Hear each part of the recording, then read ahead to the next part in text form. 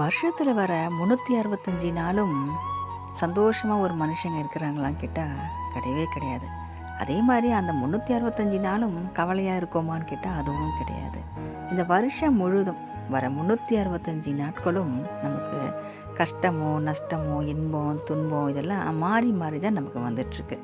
அதனால நம்போ இன்னைக்கு நம்ம வாழ்க்கை கஷ்டத்துலயும் இருக்கலாம். இல்ல நம்ம சந்தோஷமா கூட இருக்கலாம். இந்த சந்தோஷமும் நமக்கு நீடிக்க போறதில்ல. இந்த கவலையும் நமக்கு நீடிக்க போறதில்ல. இதுவும் கடந்து போகும்ன்ற மாரி தான். கடந்து நம்ம வந்துட்டுருக்கோம். நம்ம வாழ்க்கையில ஒவ்வொரு விஷயத்த நம்ம கடந்து வந்துட்டுருக்கோம்.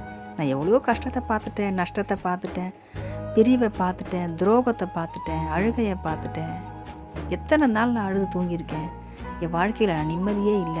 இனிமேலும் என் வாழ்க்கைக்கு ஒரு விமர்சனம் பொறக்குமா? இல்ல எல்லாருக்குமே வாழ்க்கை மாறுதே. எல்லாருமே சிறப்பா வாழ்றாங்க.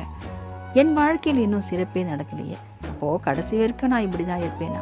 இப்படியே என் வாழ்க்கை முடிஞ்சிடுமா? இப்படின்னு நிறைய பேருக்கு இன்னைக்கு மனசுல ஒரு கேள்வி இருக்கு. அந்த கேள்வியை நம்ம கும்பிடக்கூடிய கடவுள்கிட்டயே நம்ம வைக்கிறது உண்டு. இந்த கேள்வி நம்ம முருகன் வழிபாடு பண்ணும்போது நமக்கு இந்த கேள்விக்கான விடை முருகன் கொடுப்பாருங்க. கண்ணு முன்னாடி ஒரு வெளிச்சம் நமக்கு வரும். முருகர் பக்தர்கள் நான் சொல்றேன்.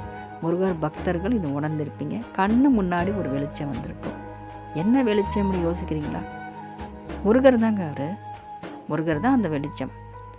முதல்ல நம்ம இருண்ட காடுலையோ இல்லை இருட்டிலேயே இருப்போம். வீட்டில் ஒரு கரண்ட்டே போயிடுச்சுன்னா கூட நம்ம இருட்டில் இருக்கும்போது நம்ம என்ன பண்ணுவோம்? முதல்ல நம்ம என்ன பண்ணுவோம்? இந்த இருட்டை அகற்றுறதுக்கு பார்ப்போம். ஒரு சின்னதாக ஒரு தீக்குச்சி எடுத்து பற்ற வச்சு விளக்கு எங்கே இருக்குன்னு பார்ப்போம். இப்போ எல்லாம் எமர்ஜென்சி லைட்டு வந்துடுச்சு.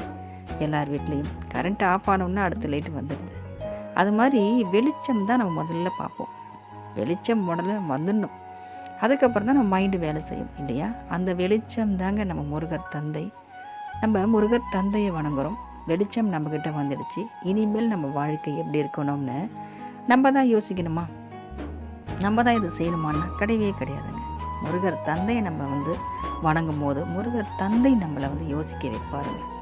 இதை தான் செய்யணும்னு சொல்லிட்டு நமக்கு தெளிவு கொடுப்பார். எல்லாருக்குமே ஒரே மாதிரி பாதை அமையாது இல்லைங்களா? ஒவ்வொரு ஊருக்கும் ஒவ்வொரு பாதை இருக்கிற மாதிரி ஒவ்வொரு மனுஷங்களுக்கும் ஒவ்வொரு வாழ்க்கை தரம் நமக்கு கிடைக்கும். முருகர் தந்தை நம்ம மனசை பார்க்குறாரு.